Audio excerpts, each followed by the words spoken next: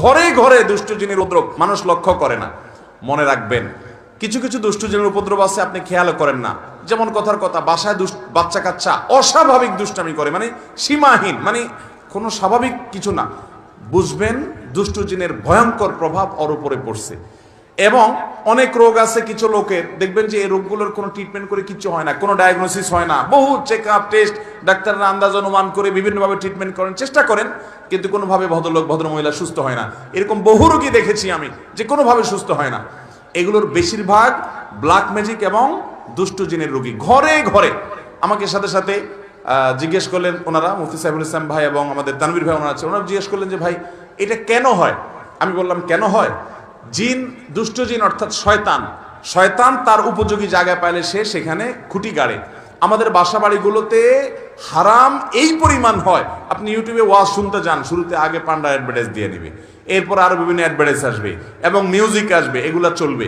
এই মিউজিক যেখানে থাকে সেখানে শয়তান আসবেই, আপনি এটা নিয়ন্ত্রণ করতে হবে। আপনার বাসায় বিভিন্ন প্রাণীর ছবি টাঙিয়ে রাখবেন, এখানে শয়তান আসবেই, রহমতের ফেরেশতা ঢুকেন, হাদিসে বলা আছে, এখানে আপনার এই অবস্থা হবে। ঘরে ঘরে মানুষ এটা ফিল করছে না, বহু মানুষ হাহাকার করছে। আমরা রাকির নাম্বার দিয়ে রাকিদেরকে রেফার করে কুলাতে পারছি না, এই পরিমাণ মানুষ আক্রান্ত। বাঁচবেন কিভাবে আমি সব জায়গায় বলার চেষ্টা করি ভাইরা আমার।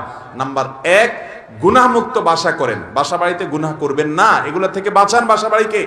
সবচেয়ে বড় কারণ হলো, দ্বিতীয় নাম্বার যেটা বলবো সেটা হলো, আজ কোরআন তেলাওয়াত আমাদের বাসা থেকে উঠে গেছে। আমরা এখন বড় জোর ইউটিউবে একটু তেলাওয়াত চালাই দেই। আল্লাহর কসম করে বলছি, যেই বাসায় কোরআন তেলাওয়াত নিয়মিত হয়, আওয়াজ করে, শব্দ করে, ওই বাসায় ব্ল্যাক ম্যাজিক, দুষ্ট জিন থাকতে পারে না।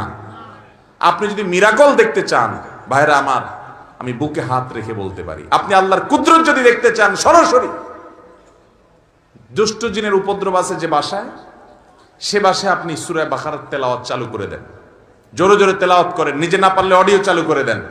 আমি নিজের চোখে বহুবার দেখেছি যে অস্বাভাবিক আচরণ বাচ্চাদের, এটা সেটা, রুকিয়া চলছে, তেলাওয়াত চলছে, ভালো হয়ে গেছে। আমার পরিচিত এক বোন আছেন, বোন বলতে আমার আপন বোন না, দুঃসম্পর্কীয়, উনি আমেরিকাতে থাকেন, অনেক বড় ব্যবসায়ী। ওনার বাসায় ভয়ঙ্কর অবস্থা, মেয়েরা কোরআন তেলাওয়াত চালাইলে পাগলের মতো হয়ে যায়, কোনোভাবে সহ্য করতে পারে না, বলে যে বন্ধ করো এটা যেভাবেই হোক। এবং হাজার হাজার কোটি টাকার মালিক ওনারা, বাফেলোতে আমেরিকাতে থাকেন। আমাকে বললেন ভাই কি করা যায়, আমি রুকিয়ার অ্যাপ দিলাম, বলে যে কোনোভাবে তেলাওয়াত শুনতে রাজি না। আমি বললাম যে ওদেরকে যদি বেঁধে রেখে হলেও আপনি কিছুদিন শোনাতে পারেন, দেখবেন ট্রিটমেন্ট হয়ে গেছে। আমাকে গত সপ্তাহ না তার আগের সপ্তাহ যেন কয়েকদিন আগে আমাকে জানালেন যে ভাই আপনি না দেখলে বিশ্বাস করবেন না যে আমার মেয়েরা এখন এতটা স্বাভাবিক হয়ে গেছে যে কোরআন তেলাওয়াত শোনা ছাড়া এখন আরো ঠিক থাকতে পারে না, কিন্তু প্রথম সহ্য করতে পারতো না। আমার বাসায়, আমি তো এলাকার সন্তান, আপনাদের লক্ষ্মীপুরের বশিকপুর আমার গ্রাম, সেখানে একদিন সকালবেলা আমার এক নিকটাত্মীয় এক ছেলেকে নিয়ে আসছে, ইয়াং ছেলে, যুবক মানুষ, সৌদি আরবে ছিল, বলে বিদেশ থেকে চলে আসছে। কি হয়েছে, সে আজান আওয়াজ হলে শুনতে পায় না, তার পুরো শরীর বাঁকা হয়ে যায়। এবং সে বলে যে তখন তার শরীর এমন শক্ত হয়, টোকা দিলে মনে হয় যে বিষাক্ত সাপ দংশন করে। আমার চোখের সামনে দেখলাম জোহরের আজান শুরু হলো, সে আসছে অনেক আগে, বসতে বসতে 100 পর্যায়ে জোহরের আজান শুরু হলো, দেখলাম যে সে বাঁকা হয়ে যাচ্ছে এবং শক্ত হাট হয়ে যাচ্ছে। ভাইরা আমার, এগুলো কিছু হয়তো খুব দৃশ্যমান বোঝা যায়, আর ম্যাক্সিমাম ঘরে ঘরে বোঝার উপায় নেই। এটার মূল ট্রিটমেন্ট হলো কোরআনে কারিমের তেলাওয়াত। আজ মুসলমানের ঘরে কোরআন তেলাওয়াত, মুসলমানের যুবকরা আজ গান শুনে, আজ ঘরে ঘরে মহিলাদের মোবাইলে হারাম জিনিস দেখে, পর্ন ভিডিও এত পরিমাণ দেখে যুবকরা।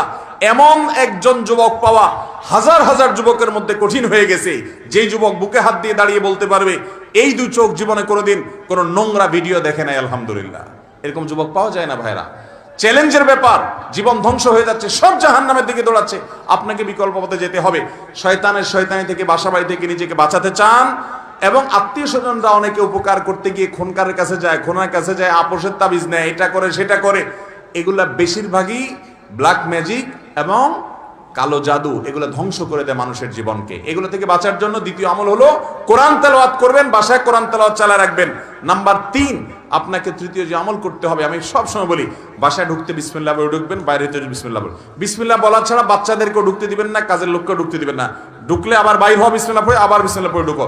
হাদিসে আসছে কেউ বাসায় পড়তে বিসমিল্লাহ পড়ে ঢুকলে তার সাথে শয়তান ঢুকতে পারে না, প্রত্যেকের সাথে শয়তান থাকে, ওটা ঢুকতে পারে না।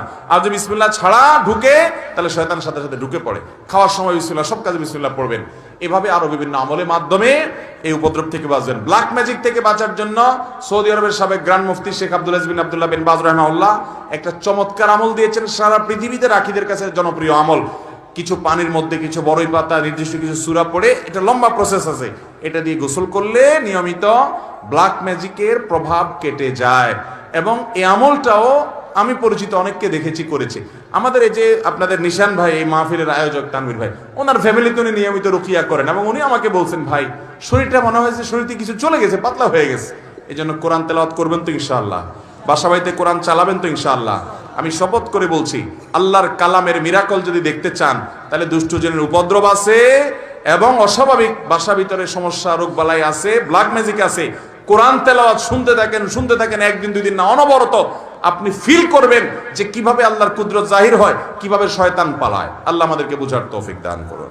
যারা হয়তো জানেন না যে হিজামা কি, হিজামা কেন করাতে হয় বা হিজামার উপকারিতা কি, যে সমস্ত সমস্যার কারণে হিজামা করানো হয়, শরীরে বিভিন্ন জয়েন্টের ব্যথা, মাইগ্রেন সমস্যা, ঘাড় ব্যথা, কাঁধ ব্যথা, কোমর ব্যথা, মাথা ব্যথা, পায়ের ব্যথা ও শরীরে জ্বালা পোড়া করা, দীর্ঘদিনের মাথা ব্যথা, স্মৃতিশক্তি সমস্যা, অনিদ্রা, চুল পড়া সমস্যা, মানসিক সমস্যা, জিন জাদুর সমস্যা, বিভিন্ন চর্মরোগ, ব্রণের ত্বক পরিষ্কার, যৌন রোগ, বন্ধ্যাত্ব, অ্যালার্জি ও একজিমা, দাউদ